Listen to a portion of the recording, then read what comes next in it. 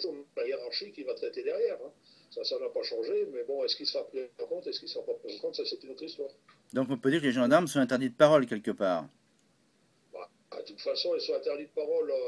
Grâce à ça, ils ont une pseudo-parole. Mais bon, ça reste. Est-ce qu'un seul gendarme peut aller s'exprimer devant des médias sans risquer de se faire taper sur les doigts? Hein, il faut qu'il ait le feu vert. Hein, et en général, c'est pour des sujets passe-partout. Hein, pas question de parler des suicides dans la gendarmerie, des problèmes de conditions de travail.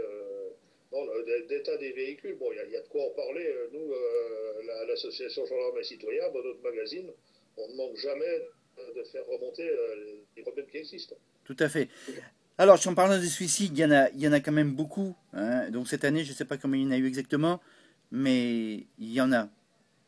Alors, nous, on ne tient pas de comptabilité, c'est trop déprimant. Oui, Hein. j'imagine. Et puis en plus, on sait que ça sert strictement à rien parce qu'il y a des suicides, personne ne le sait.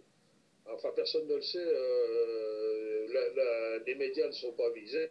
Ça ne fait pas l'objet d'annonces sur intranet gendarmerie ou quoi que ce soit. Hein. Il y a des suicides qui restent vraiment qui restent, je ne vais pas dire secrets, mais dont personne ne parle. Non, personne ne parle, oui, sauf ceux qui sont médiatiques. Il y en a eu quelques-uns quand même là, en juillet, hein, Ah, notamment en juillet, hein. là, il y en a hier, il y a un suicide qui se passe du côté de la Meuse, si je me souviens bien, à Bar-le-Duc, un gars s'est tiré une balle dans le cœur. Mais D'ac- bon, là, on n'a pas grand-chose comme information. Hein. Et on ne saura jamais les vraies causes. Hein. Les vraies causes, oui, elles peuvent être de plusieurs ordres, à la fois professionnel, familial, privé. Bien sûr, mais bon, il faut partir d'un principe. Quand quelqu'un a des problèmes financiers et des problèmes de relations en famille et tout, si il vit dans un cadre fermé, si personne n'est là pour le soutenir, le gars, la dépression peut l'amener à un acte irréversible. Tout à fait. Tout à fait. C'est un jeune, non? C'est un quelqu'un. C'est Oh, un. il n'y a pas, j'ai plus sous les yeux, là, mais c'est un gars qui a un peu plus de la quarantaine, je crois. D'accord, qui avait déjà pas mal d'années de gendarmerie. Ah oui, oui, c'est pas, Oui, c'est pas. L'autre jour, c'était une gendarme adjoint volontaire, il me semble, ouais, sur autoroute. Et puis aujourd'hui, c'est un sous-officier ancien, donc. oui. Ça touche en fin de compte toutes les catégories, tous les âges. Et parfois, c'est vrai que c'est lié aussi au travail proprement dit, à la fonction difficile et à la mission dont ils sont évidemment les garants. Oui, mais c'est sûr qu'il y a des gens qui ont des problèmes en raison. On voit toute la misère du monde en gendarmerie. Hein.